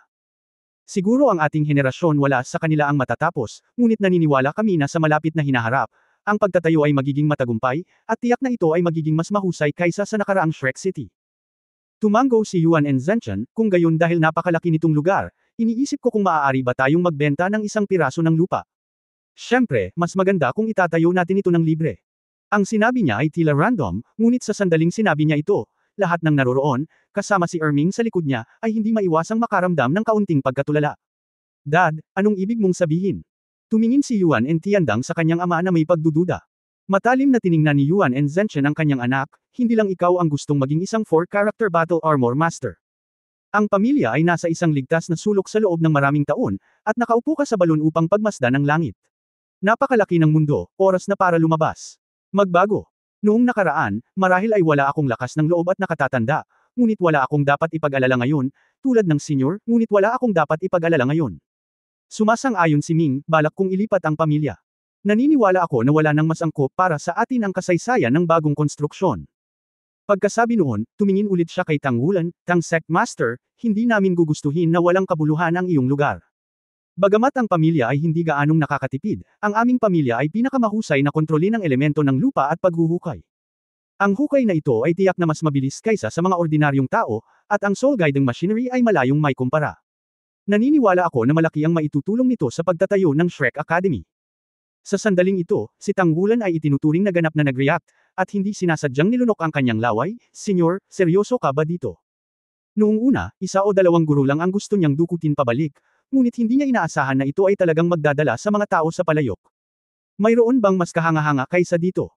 Bagamat ang pamilyang Titan Great Ape ay isang nakatagong pamilya, mayroong kasing dami ng 8 malalakas na tao sa itaas ng title Daoluo sa pamilya, kabilang ang pagkakaroon ng 2 extreme Daoluo. Sa kanilang paglahok, para sa Shrek Academy, hindi na magandang bagay na ilarawan ito. Ito ay upang ailatag ang pundasyon. Bukod dito, si Yuan and Zenshan, ama at anak, at mga angkan, ay hindi kilala sa labas ng mundo, kaya mas angkop sila para sa pagtatago ng kanilang lakas, at maaari pang gamitin bilang pumatay sa akademya. Galit na sinabi ni Erming, maaari ba akong hindi sumasang-ayon? Ano ang masasabi ko sa akin? May isip mo ito. Paano ako hindi sumasang-ayon? Para sa tribo, humihingi lamang siya ng tawad, bagaman ang lahat ng ito ay kanya. Kaapo-apuhan, pero wala talaga siyang ginawa para sa kanila. Kaya naman hindi siya nagdalawang isip na gumastos ng 2 patak ng asensya at dugo noong araw na iyon, at gustong matupad sina Yuan and Zenshan at Yuan and Tiandang at ang kanyang anak. Napangiti si Yuan and Zenshan, kung gayon ay napagdesisyonan na, mag-iiwan ako ng ilang katribo na magbabantay sa bahay ni Nuno, at ang iba ay susunod sa akin upang lumipat. Ngayon ay nasisiyahan ka na, lahat ng iyong puso ay lumipad na, at ako ay mananatili. Ano ang silbi ng mga nakatira sa iyo kung hindi mo mapanatili ang iyong puso? Simple ang matanda mismo. Ang patriarch na ito, na palaging seryoso, ay nagpakita ng isang pambihirang katatawanan. Mabuhay lolo. Sumugod si Yuan and Yahui sa mga bisig ni Yuan and Zenshan, na tuwang-tuwa. Si Yuan and Zenshan ay natigilan saglit, at hindi niya maiwasang makaramdam ng kaunting pagkatulala. Ang huling beses na niyakap ng kanyang apo ang kanyang sarili sa sobrang pananibik, tila ito ay noong siya ay napakabata. Sa pag-alala sa kaunos-lunos na karanasan ng kanyang apo noong bata pa siya, hindi niya napigil ang yakapin ng mahigpit ang kanyang apo at ngumiti at sinabing, huwag kang mag-alala, si Lolo ay laging nasa tabi mo sa hinaharap, kung sino man ang maglakas loob na mangbuli sa iyo, si Lolo ang bubugbog sa kanya. Habang nagsasalita, sinasadya o hindi sinasadyang sinulyapan niya si Exy. Nanlamig ang buong katawan ni Exy mula ulo hanggang paa. Hindi mahalaga kung may magiging biyenan, sa pagkakataong ito ay may isa pang biyenan, 2 matinding Daoluo. Paano ko mabubuhay ang buhay na ito mula ngayon? Tumingin si Yuan and Zenshan sa kanyang mga mata, at malinaw na hindi ito gaanong naiiba sa Yuan and Zenshan. Ito ay simple lang. Nakangiting tumingin sa kanya si Tang Wulan. Ang resultang ito ay hindi maaaring maging mas mahusay. Napagtanto din niya sa unang pagkakataon na ang katayuan ng isang master craftsman ay lubhang kapaki-pakinabang. Bagamat tiyak na magsusumikap siya, lahat ito ay katumbas ng halaga. Upang ma-abduct ang napakaraming makapangyarihang tao pabalik, sa Shrek Academy na itinayong muli, tiyak na isang tulong ito sa Snow. Hindi nakakagulat na tinanong ni Yuan and Zenshan ang kanyang sarili na isagawa ang Tianduan. Sa pagbabalik tanaw ngayon, maaaring matagal nang nagplano ang isang ito, ngunit kabilang dito ang paglipat ng buong pamilya. Kailangan muna niyang kumpirmahin kung talagang may kakayahan ba siyang magsagawa ng Tianduan. Ngayong nakumpirma na, walang pag-aalinlangan siyang nagpasya. Dapat ay win-win situation ito. Sa Tangmen at Shrek Academy, sumali ang Titan Great Ape Family, maaari itong ituring bilang isang grupo upang manatiling mainit. Kasabay nito, sa ilalim ng pangako ni Tang Wulan, ang Titan Great Ape Family ay may 4 na karakter na battle armor. Pagkatapos ng labanan sa 3 karakter na armor ng labanan, ang lakas ng buong pamilya ay magkakaroon ng isang malaking hakbang, at ang hinaharap ay magiging mas sigurado. Masasabing malapit na ang kaunlaran ng pamilya. Bagamat nawasak ang Shrek Academy mula sa sitwasyon ng Martial Arts Recruitment Conference, makikita mo kung gaano kalalim ang pundasyon ng unang akademya ng mainland na ito, na naipasa sa loob ng 20,000 taon, hindi pa banggitin na mayroon pang isa na pumasa din sa 20,000. Nasaan ang tangsek ng taon? Ang pagsama sa kanila ay hindi kailanman makakasakit sa pamilya. Bilang karagdagan sa Yuan and Zhenchen, Yuan and Tiandang, Shrek Academy at Tang Sect, mayroon ng 6 na ultimate Daoluo sa kabuuan. Ito ay isang nakakatakot na lakas na hindi maaaring magkaroon ng anumang puwersa sa kasalukuyan. Sa makatuwid, ito ay isang win-win na sitwasyon. Ito ay isang mahusay na bagay para sa parehong partido. Bukod dito, pinahahalagahan ni Yuan and Zhenchen ang isa pang punto, at iyon ang talento ni Tang Wulan. Ilang taon na si Tang Wulan? Nasa 20s pa lang ito. Gayunpaman, isa na siyang title Daoluo, isang henerasyon ng mga master craftsman, at ang kanyang pag-unawa sa batas ay nagulat sa kanya, isang senior extreme Daoluo, kaya, nasaan ang kanyang kinabukasan? No limit ayaw hanapin ni Daoluo ang mundong iyon. Sa makatuwid, pagkatapos magpadala ng imbitasyon si Tang Wulan kay Yuan and Zhenchen, marami na ang napag-isipan ni Yuan and Zhenchen. Parang medyo nagmamadali ang desisyon niya pero sa totoo lang sinadya. Nang matagpuan si Yuan and Yahui sa Mingdo, ito ang unang pagkakataon na hinawakan niya ito. Si Yuan and Yahui ay mas matanda lamang ng 1 taon kay Tang Wulan, ngunit naabot niya ang antas na malapit sa title Daoluo.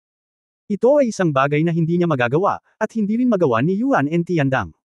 At malakas na sila sa limitasyon ng antas ng Daoluo ngayon. At ang pangalawang pagkakataon ay nang makayanan ni Tang Wulan ang kanyang 3 pag-atake. Walang kakayahan, ito ay ganap na natitiis sa pamamagitan ng mga banggaan sa totoong buhay.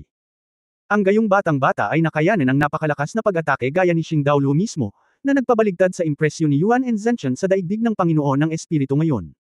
Sa oras na iyon, naramdaman niya na kung nais ng pamilya na umunlad, dapat itong malapit sa totoong mundo, at hindi na maaaring manatili sa isang sulok. Kung hindi, bagamat may sariling suporta ang pamilya ngayon, hindi naman tatanggi ang pamilya, masusunod ba ito? Paano kung ang isang henerasyon ay mas mababa sa isang henerasyon tulad ng ontology? Ano ang magiging resulta? Maaari lamang itong maalis ng buong lipunan. Kaya, sa oras na iyon, siya ay naantig, at siya ay may pakiramdam ng pagiging tahimik at gumagalaw, at siya ay nag-iisip tungkol sa direksyon ng pag-unlad ng pamilya sa mga araw na ito. Nang maglaon, nakita ko ang halos nakakabaliw na pagganap ng Shrek Academy sa Martial Arts Contest, at kasabay nito ay ipinaalam sa kanya ang tunay na pagkakakilanlan ni Tang Wulan. Nang bumalik sina Tang Wulan at Yuan and Yahui, talagang may intensyon siyang magtanong tungkol sa kanila.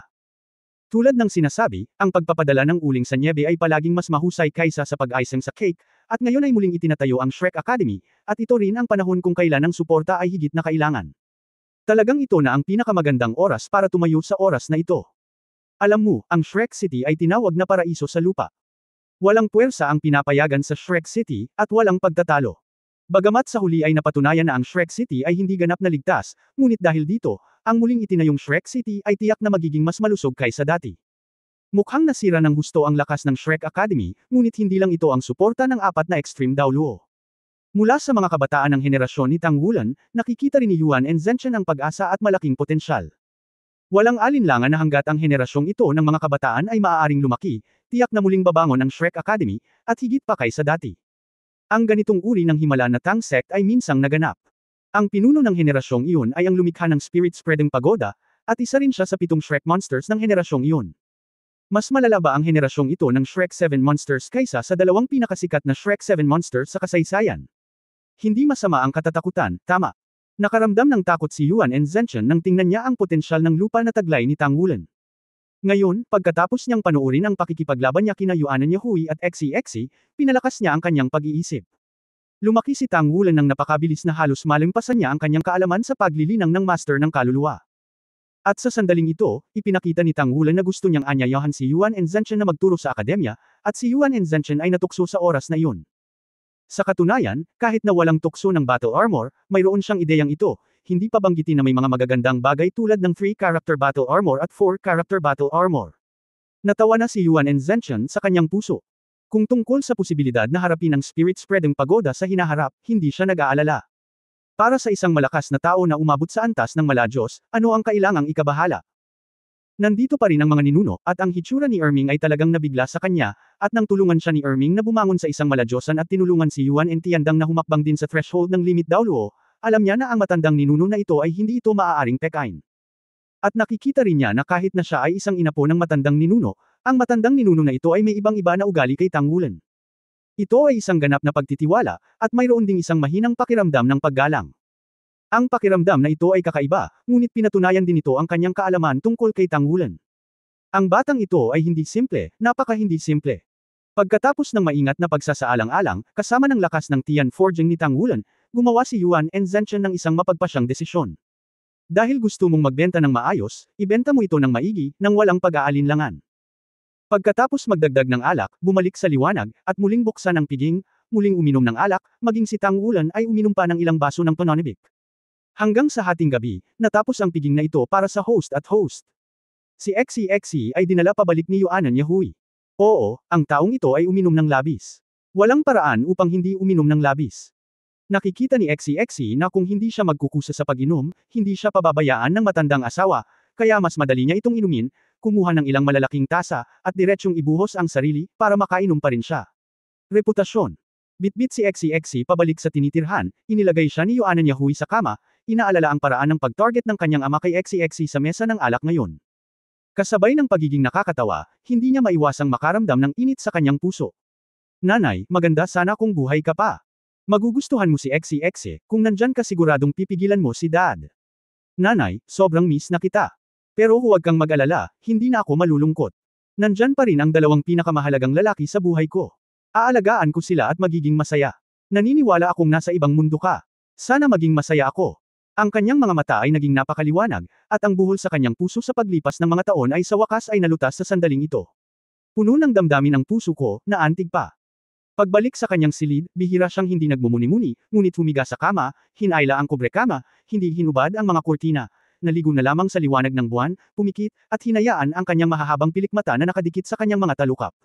Sa taas, unti-unting naging pantay ang paghinga. Gusto niya talaga ng mahimbing na tulog, para makalimutan niya ang lahat ng alalahanin at lahat ng sakit. Nay, makikita ba kita sa panaginip ko? Mama, halika at makita mo ako. Ang magulong emosyon sa aking isipan ay unti-unting kumalma at unti-unting nawala, at sa wakas ay dumating ang pambihirang panaginip. At sa pagpasok niya ng mahimbing na pagtulog, ang aura sa kanyang katawan ay nagsimulang bahagyang magbago, at ang ibabaw ng kanyang balat ay tila naglalabas ng malabong kristal na liwanag, at ang kapangyarihan ng kaluluwa sa katawan ay natural na damaloy sa kaibuturan ng kaluluwa, at ito ay natural na dinadalisay. Soul core ritmo, malambot kaluluwa kapangyarihan unti-unting surging tulad ng Yangtze River. Ang panloob na hola ay nasira, na nililimitahan ng bottleneck ng paglilinang, at sa panaginip na ito ay tulad ng isang natural na akma, at ito ay binuksan. Isang layer ng ningning ni Huang Mengmeng ang lumitaw sa ibabaw ng kanyang katawan, at lumitaw ang isang bilog ng spirit ring, at sa wakas ay lumitaw ang ikasyam na spirit ring. Sa sandaling ito, siya, si Yuanan Yahui, ay nakamit ang titulo. Sa kanyang pagtulog, unti-unting kumalma ang puso ni Yuanan Yahui, at sa wakas, nakita niya ang taong nag-iisip tungkol dito, at ang figure na nag-iisip tungkol dito. Napakaamo ng kanyang mga mata at gumagalaw. Ibinuka niya ang kanyang mga braso sa kanyang sarili at mahinang tinawag ang kanyang pangalan. Nanay. Sumigaw si Yuanan Yahui at sumugod, ngunit hindi ko alam kung bakit, napakalapit niya sa kamay, ngunit ang kanyang patuloy na epekto ay hindi mahulog sa kanyang mga bisig, palaging may kaunting puwang. Pagkatapos ay nakita niya na ang kanyang ina ay nagsimulang magbago, ang kanyang mga mata ay naging malalim na kulay ube, lila na parang whirlpool. Sa likod ng kanyang ina, ang isang pares ng malalaking pakpak ay dahan-daang bumukas. Sa sigaw ng sakit, ang ina-dalawang mahabang hubog na sungay ay bumunot sa kanyang noo, ang katawan ng ina ay nagsimulang lumaki, at isang nakakatakot at malakas na madilim na kapaligiran ang nagsimulang lumabas sa kanyang buong katawan. Ganap na kadiliman, iyon ay ganap na kadiliman. Ang kadiliman ay bumagsak, at ang pagkahulog ay maaari lamang malaya. Gumising, aking anak, gumising, ang walang katapusang mahika na natutulog sa iyong dugo. Ang boses ng ina ay biglang naging puno ng pang-akit, na tinutukso siyang sumulong ng hakbang-hakbang, hakbang-hakbang. Naglakad patungo sa madilim na kalaliman. Ang isang malakas na pakiramdam ng lakas ay nagsimulang kumalat sa kanyang katawan, at ang kanyang buong katawan ay nagsimulang manginig ng bahagya. Ang makapal na madilim na kapangyarihan ay tumagos sa kanyang katawan na parang sangkap, na nagbabago sa kanyang katawan. Isang nagyayelong at nakakabaliw na ideya ang nagsimulang mabilis na sumisid sa kanyang espiritual na dagat, na gustong matuno sa kanyang espiritual na dagat. Malakas na dugo, pagpatay, takot, at nakakabaliw na negatibong emosyon ay sinamahan din ng malamig na pag-agos. Ang pagnanais na pumatay, puno ng uhaw sa dugo, sa sandaling ito, ang buong katawan ni Yuan Enyahui ay nagsimulang gumalaw patungo sa malamig na mundo, na parang ang sarili niyang dugo ay nagsimula na ring lumamig. Bigla niyang iminulat ang kanyang mga mata, nawala ang kanyang ina, at nasa kwarto pa rin siya. Ang aura sa kanyang buong katawan ay naging lubhang madilim, higit na madilim kaysa sa madilim na gabi sa labas.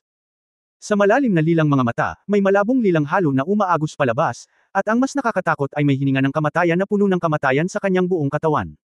Sa likod, dahan-daang lumabas ang isang pares ng malalaking pakpak, at ang siyam na singsing ng espiritu sa kanyang katawan ay lahat ay ginawang lila at itim. Sa itaas ng kanyang ulo, ang isang pares ng mga hubog na mahabang sungay ay matagal nang na-drill out, at napuno ng malalakas na madilim na elemento ang buong silid. Umuungol. Isang mahinang dagandong ang umalangaw sa kanyang lalamunan. Sa bahagyang paggalaw ng mga pakpak sa likod niya, ay nalalayan ang kanyang katawan at tumayo. Itinulak niya ang bintana nang hindi gumagawa ng ingay. Bumuhos ang lahat ng dark energy sa katawan niya. Ihiwalay ang labas ng mundo. Tumalon siya at lumabas sa bintana. Ang lilang itim na mga mata ay sumulyap sa paligid at pinaghahampas ang kanyang mga pakpak. Sa susunod na sandali, siya ay pumailanglang sa langit, at diretsyong lumipad sa malayo na may panloob na madilim na aura. Ang kanyang bilis ay napakabilis. Malabo, ang lilang itim na liwanag na nakapaligid sa kanyang katawan ay bahagyang nakakadistort sa espasyo, na parabang ang kapangyarihan mula sa ibang mundo ay patuloy na iniiniksyon sa kanyang katawan. Ang pakiramdam na ito ay nakakabaliw at kahanga-hanga, naramdaman niya na ang kanyang lakas ay patuloy na nagpapabuti, mabilis na bumubuti. Sa wakas, nakita niya ang isang bundok sa di kalayuan, ang kanyang mga pakpak ay nagsalubong sa kanyang likuran, at nahulog sa direksyon na iyon na parang bulalakaw. Nang siya ay halos 20 metro ang layo mula sa lupa ay muling binuksan niya muli ang kanyang mga pakpak, at ang malalakas na pakpak ay natunaw kaagad. Bahagyang dinala siya ng momentum ng downward rush sa tuktok ng bundok. Sa wakas ay darating ang kadiliman, at ang pagkahulog ay magiging malaya. Isang mahinang boses ang nabasa mula sa kanyang bibig, at ang bawat kakaibang boses ay sabay-sabay na lumitaw, na sinamahan ng mga purple magic pattern na lumitaw ng sabay-sabay. Ang ikasyam na spirit ring na kalalabas lang sa kanyang katawan habang ang kanyang cultivation level ay napabuti ay biglang lumiwanag, at isang malaking purple-black magic circle ang lumitaw sa lupa. Ang purple-black halo rose, sinabayan ng kanyang spell singing, isang malaking purple ang itim na liwanag na pinto ay dahan-daang lumitaw. Ang ikasyam na kakayahan ng espiritu, ang channel ng Diablo. Sa mundo ng eroplano ng demonyo. Noong unang lumitaw ang light gate, mahigit 3 metro ang taas nito.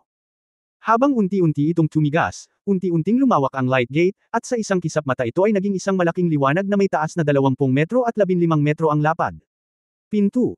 Ang nakapalibot na espasyo ay marahas na binaluktot, at malinaw na ang kapangyarihan ng eroplano ay nagtataboy sa kapangyarihan mula sa ibang mundo. Ngunit ang pagtanggi na ito ay napalitan ng lilang liwanag na patuloy na bumubulusok sa paligid ng liwanag na pinto. Yuan Enyahui ay umatras sa gilid ng light gate at nagpatuloy sa pag-awit, ang kanyang sariling purple-black na liwanag ay naging mas at mas matindi, at maging ang kanyang sariling cultivation level ay tila patuloy na bumubuti, galit na bumubuti. Sa paligid ng maliwanag na gate, lumitaw ang mga bilog ng halo, at isang mahina at mahiwagang boses ang tumunog, "Bayan ko, sugo ko, mabuti ang ginawa mo, binuksan mo ang daan patungo sa mundo ng mga demonyo. Aakayin mo ang iyong mga tao sa bagong mundong ito. Tayo'y bumagsak ng sama-sama, lumaya ng sama-sama, at nawasak ng sama-sama. Tayo na, ang hukbo ng demonyo." Umuungol.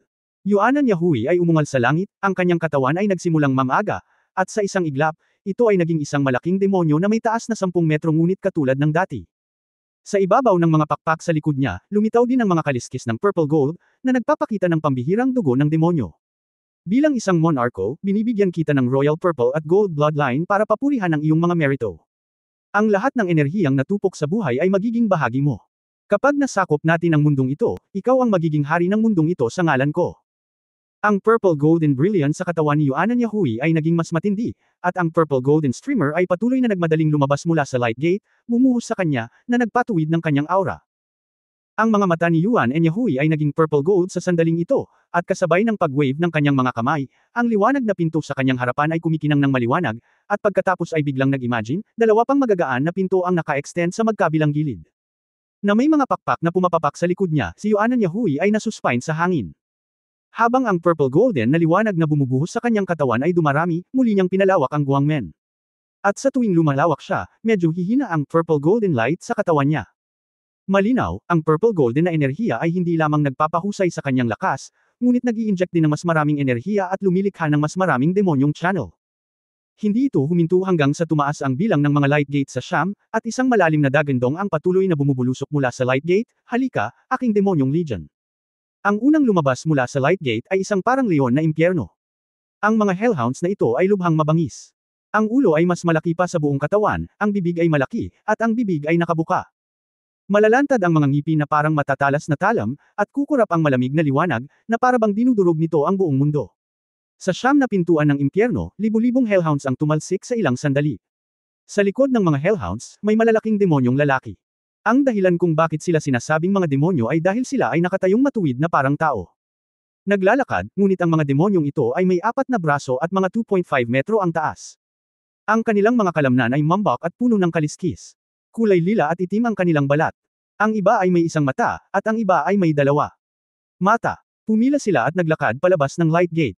Pagkatapos ng demonyo, isang halimaw na may katawan lamang ng tao ngunit sa likod nito ay may pares ng pakpak na 3 beses na mas malaki kaysa sa katawan, ang lumilipad na demonyo. Ang mga air unit ng Demon Plane ay napakabilis, at ang mga ito ay mahusay sa pakikipaglaban ng koponan at maaaring magdure ng corrosive venom. Sa loob lamang ng ilang sandali, libu-libong lumilipad na mga demonyo ang bumuhos, at ang bilang ng mga hukbo ng demonyo ay lumampas sa isang buong 10,000.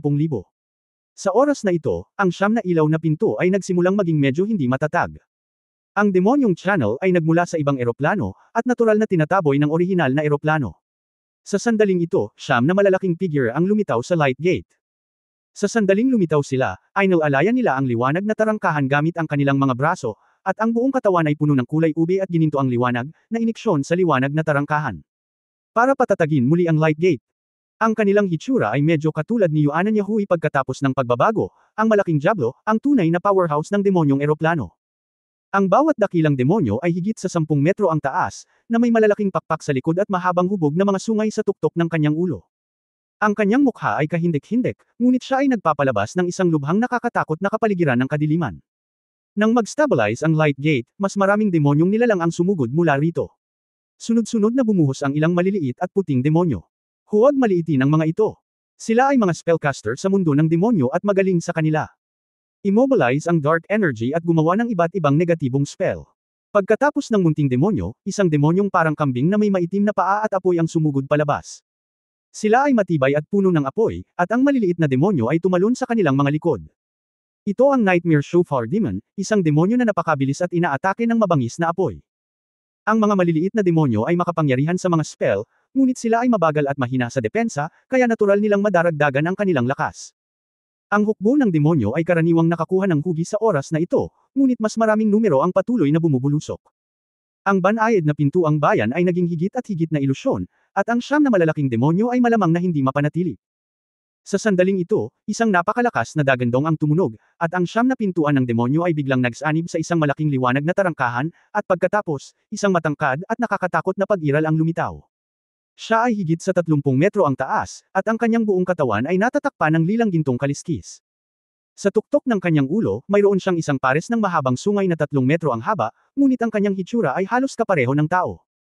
Siya ay may isang pares ng higanting mga pakpak na gawa sa lilang apoy sa likod niya, at mayroon din siyang lilagintong hawakan sa kanyang kamay. Ang apoy na higanting espada, siya lamang ang lumitaw, ang nakapalibot na kalawakan ay marahas na pinilipit, tila ang kapangyarihan ng eroplano ay baliw na tinataboy ang pag-iral na ito. Ungol, isang malakas na dagandong ang ibinigay niyang tiyan, at tumawa ang malaking demonyong, "Kwak, ako, ang Panginoong demonyong si Alba sa wakas ay dumating sa mundong ito na puno ng mga nilalang. Aking mga tao, hayaan nating patayin, lunukan ito. Palakasin ka. Habang mas maraming nilalang ang iyong nilalamon, lalo kang patuloy na mag-evolve. Kapag naging sapat na ang iyong kalakasan, mas marami tayong magagawang mabuksan ang mga demonyong mundong ito. Dumating, manginig ang mundong ito dahil sa atin at mapahamak sa ilalim ng ating mga paa. Ho ho ho ho. Ang hukbo ng demonyo na may kabuuang bilang na higit sa 30,000 ay umuungal hanggang sa langit, at ang malakas na madilim na aura ay nakakubli sa mga ulap at araw. Sa ilalim ng rendering ng nakakatakot at malaking demonyong hukbong ito, ang buong lupain ay nagiging kulay ubing itim. Ha, ano yon? Ang Panginoong demonyo na si Alba ay tumingala sa langit, at biglang nakakita ng kakaiba. Tila ilang bituin, nagniningning sa langit, ngunit ang liwanag ng bituin ay tila patuloy na nagdimagnify sa harap ng mga mata, at ito ay unti-unting lumiliwanag. Paano nagkaroon ng napakaliwanag na mga bituin sa mundong ito, aking mensahero, sabihin mo sa akin, ano sila? Biglang nakaramdam ng kaba si Alba. Papalapit ng papalapit ang mga bituing iyon. Malabo, lumitaw ang isang nagbabantang premonition. Sa puso ng demonyong Monarco. Kamahalan, hindi ko rin alam. Magalang na sabi ni Yuan Enyahui. Umuungol. Isang galit na dagandong ang pinakawalan ni Alba, at biglang, ang malalaki at malalaking lumilipad na demonyo ay bumangon sa langit at binati ang mga nahuhulog na bituin. Ang liwanag ng bituin ay naging mas malaki, na may espesyal na nagninangas na hininga, kapag sila ay palapit ng palapit, kitang-kita mo ng malinaw, ito ay malinaw na isang bola ng liwanag.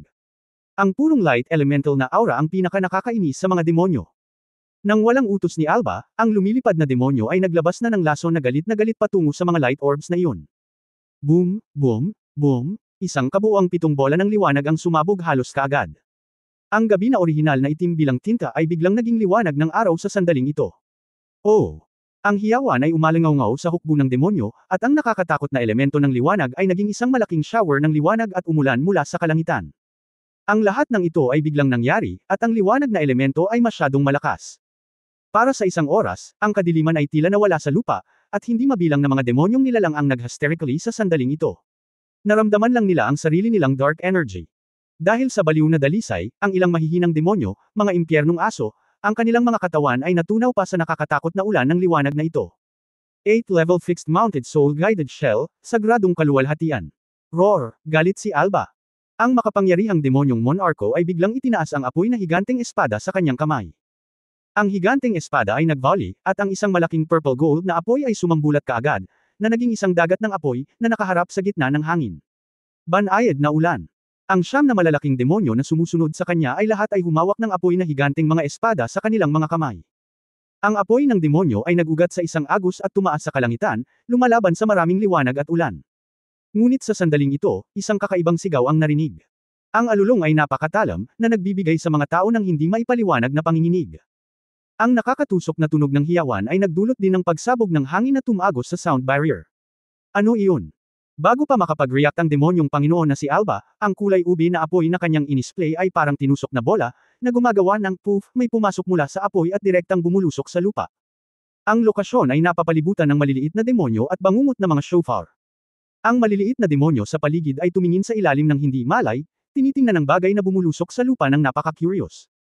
Ito ay isang kuno, at hindi ito mukhang malaki, na may isang buntot lamang na nakalabas, na may puting liwanag na bahagyang nakikita. Sa oras na ito, naapektuhan ng mahinang ulan sa hangin, karamihan sa hukbo ng demonyo ay dumanas ng malaking pinsala, at ang maliit na demonyo, bilang ang caster, ay may medyo malakas na pagtutol sa liwanag na elemento, kaya nakikita pa rin sila sa ngayon. Ilang maliliit na demonyo sa paligid ang tumalon mula sa Nightmare Shofar Demon, na curious na nakatingin sa bagay sa lupa. Sa sandaling ito, isang dagandong ang umalingaw-ngaw mula sa bibig ng Panginoong demonyo na si Alba sa di kalayuan, hindi. Boom! Ang oras ay biglang bumagal sa sandaling ito, at ang maliliit na demonyo ay tila nakikita ng malinaw sa sandaling ang kanilang mga katawan ay natunaw, at maging ang mga hugis brilyante na talim na lumilipad sa kanilang mga natunaw na katawan. Ang pagsabog sa sandaling iyon ay napakarilag, tulad ng isang bulaklak na biglang namukadkad sa lupa, ngunit ang mga talulot ng bulaklak na ito ay nabuo ng hindi mabilang na mga piraso ng metal. 9-level fixed mounted soul guided shell, metal na bagyo. Ang 9th level fixed mounted soul guided shell ng Metal Storm ay umiral noon pang 10,000 taon na ang nakalilipas, at mula noon ay sumailalim sa maraming pagpapabuti. Lalo na sa mga kamay ng Tangsek, kasama ang nakatagong sandata na iniwan ng ninuno ni Tangsan na si Tangsan, mayroong isang paraan ng paggawa ng Buddha's Furry Tanglian, na lubos na nagpapataas ng kapangyarihan nitong fixed mounted soul guided shell. Ang Metal Storm ay pinakamahusay na pumatay sa pinuno ng labanan. Ang lakas ng pagsabog nito ay hindi sumasakop sa anumang kalamangan kumpara sa iba pang 9 na antas na fixed-mounted soul-guided shell. Gayunpaman, ang pinsala nito sa mga nilalang ay talagang ang pinakamahusay sa 9 na antas na fixed-load na soul-guided shell. Ang kakilakilabot na mapangwasak na kapangyarihan nito ay sapat na upang magdulot ng kalituhan sa loob ng 3 kilometro ang lapad, at ang mga fragment na ginawa ng pagsabog ay maaaring sumaklaw sa bawat sulok ng mundo sa loob ng 3 kilometro. Sa makatuwid, ang metal na bagyo ay tinatawag ding Death Storm, at ito ay tiyak na isa sa mga pinakamalapit na sinusubaybayan ng mga sandatang terorista sa Federation. Pagkatapos ng pinahusay na Metal Storm ng Tangsek, sinasabing halos magkapareho ang 10th level fixed load soul guided shell. Ang antas ng soul guidance cannonball ay karaniwang 2 beses na mas malakas kaysa sa mas mababang antas. Gamit ang punto ng pagsabog bilang core, ang makapal na nakaayos na hukbo ng demonyo sa paligid nito ay tulad ng pagputol ng trigo, na nilamon ng malaki at malaking kakilakilabot na bagyong metal. Anong uri ng enerhiya ang walang kahulugan sa harap ng isang metal na bagyo? Kung ito man ay lumilipad na demonyo, bangungot na shofar, maliit na demonyo, o impyerno, ang mga lahi ng demonyong ito ay marupok tulad ng isang manikang basahan sa harap ng isang metal na bagyo. Sa ilalim ng bagyong metal, walang kumpletong bangkay. Ang mga kakilakilabot na mga fragment ng metal na sinamahan ng mataas na temperatura, marami sa mga pinonghiwa na mga bangkay ng demonyo ay direktang umuuga sa hangin. Ang patayan, siguradong masasabing total slaughter ito. Kung saan dumaan ang metal na bagyo, kahit na ang dakilang Diablo at ang demonyong monarko na si Alba ay nangangailangan ng ganap na pagtatanggol, pagpapapapak ng kanilang mga pakpak ng desperadong at tumakas pabalik. Sa oras na ito, sino ang maaaring mag-alaga kung sino? Sa pamamagitan ng 7 sagradong kinang at isang metal na bagyo, ang hukbo ng demonyo ay kararating lamang sa mundong ito, at naranasan nila ng gusto ang katakutan ng isang teknolohiyang ginagabayan ng kaluluwa ng tao. Ang dating makapangyarihang Soul Beast World ay nasa bingit ng pagkalipol sa harap ng teknolohiya ng tao. 10,000 taon na ang nakalilipas, ang mga espiritong hayop ng Stardew Great Forest ay nakapaglansad ng milyon-milyong horror beast upang banta sa Shrek City, ngunit ngayon, makalipas ang 10,000 taon, ang buong mundo ng spirit beast ay wala na. Ito ay naiisip kung gaano kakilakilabot ang teknolohiya ng paggabay sa kaluluwa ng tao. Sa sobrang siksik na porma sayo ng hukbo ng demonyo, ang kapangyarihan ng metal na bagyo ay naipatupad ng sukdulan, at hindi bababa sa higit sa 70% ng hukbo ng demonyo ang ganap na nilamon ng napakalakas na mamamatay na ito. Kahit na ang natitirang mga demonyo, hindi gaanong buo. Sa taas na 1,000 metro, hindi ko alam kung kailan, isang figure ang nasuspine, ang kanyang buong katawan ay natatakpan ng malakristal na gintong baluti, natatakpan ng maskara ang kanyang mukha, tanging isang pares ng gininto ang mata na kumikislap sa labas ang nakalantad. Sa kanyang kanang kamay, isang mahabang payat na sibat ang nakaturo patayo sa lupa, at ang liwanag sa paligid ng kanyang katawan ay marahas na nasira. Sa sandaling ito, isang maliwanag na sibat ang bumaril, diretso sa lupa sa ibaba. Ang sibat na liwanag ay nag-volley, at sa sandaling ito ay dumampi sa lupa, ang sibat na ilaw ay biglang lumakas. Ang mga hukbo ng demonyo na katatapos lang napunit ng metal na bagyo, ang enerhiya ng buhay na hindi pa nabubulok ay tila nakatagpo ng isang catharsis, na humahanggos patungo sa gininto ang liwanag. Sa likod ng gininto ang figure, isang malaking pattern ng liwanag ang kumikislap na may malabong kulay ng dugo na nabuo, ang Blood Golden Dragon Realm. Kasabay nito, sa tabi niya, isang malaking rosas na bulaklak ang bumukas at isang berdeng gintong halo ang nagniningning. Anak ng kalikasan. Si Tang Wulan ang nagpakita sa hangin. Sa sandaling ito, nakaupo siyang naka-cross-legged sa hangin, ang kanyang mga mata ay puno ng Soul M na nalasa. Ang kaharian ng dugong gininto ang dragon sa likuran niya ay kumikinang ng maliwanag, at ang napakayaman na enerhiya ng buhay ay dumagsa sa kanyang katawan sa kahabaan ng Golden Dragon Spear. Ang katawan ni Tang Wulan ay namaga sa sukdulan sa isang iglap, iyon ang buhay ng 10,000 mga demonyo. Ang sigla ng demonyo ay napakalakas na, at ang kakayahan nitong makabawi ay napakalakas din. Bagamat wala silang kakayahang muling makabuo mula sa mga nilalang sa kailaliman, mas malakas sila kaysa sa mga ordinaryong nilalang sa kailaliman sa mga tuntunin ng kanilang lakas at sigla sa pakikipaglaban. Ang enerhiya ng buhay ng 10,000 mga demonyo ay talagang nakakatakot, at tiyak na hindi ito isang bagay na maaaring makuha ng sinuman. Ang berdeng gintong halo ay kumikinang, at ang tuktok na dulo ng gintong sibat ng dragon sa harap ni Tang Wulan ay biglang bumaril ng isang sinag ng liwanag na tumataas sa kalangitan. Ang liwanag ay nakasisilaw, ngunit puno ng sigla, at diretsyong lumipad sa mas mataas na altitude. Ang enerhiya ng buhay na bumuhos sa katawan ni Tang Wulan sa wakas ay nagkaroon na ng lugar na may bulalas, at ito ay bumaril sa kabilang dulo ng Golden Dragon Spear.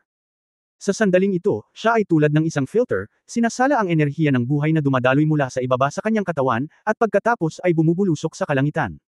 Sa sandaling ito, sa paligid ng kanyang katawan, isang piraso ng makulay na kinang ang unti-unting lumitaw. Ang kinang na ito ay napaka-ilusyon sa simula, ngunit sa lalong madaling panahon ito ay naging solid, na pumapalibot sa enerhiya ng buhay na kanyang hinihigop at pinakawalan.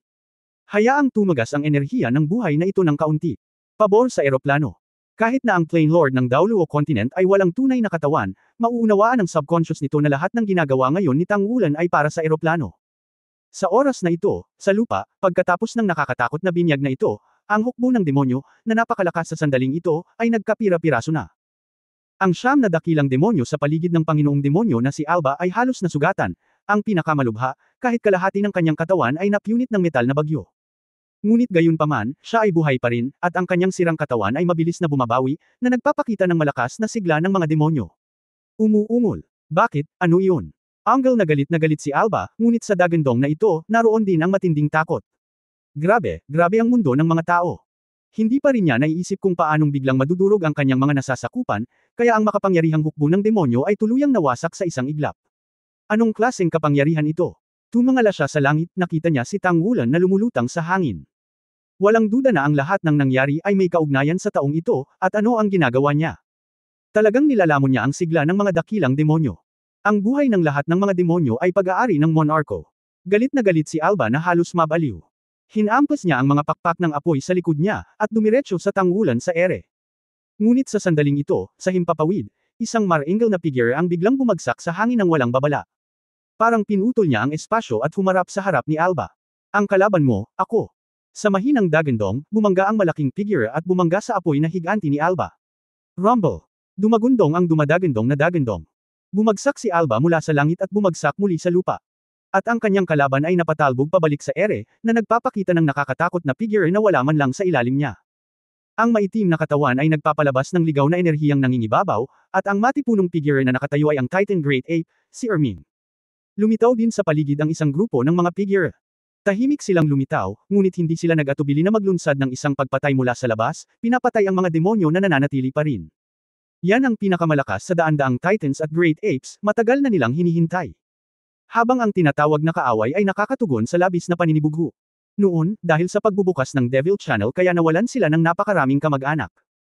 Nang makitang muli ang mga demonyong ito, ang mga mata ng Titan Great Ape Clan na pinamumunuan ni Yuan Enshenxiang ay namula lahat, tulad ng isang tigre na pumapasok sa isang kawan, at galit na inatake ang mga demonyo.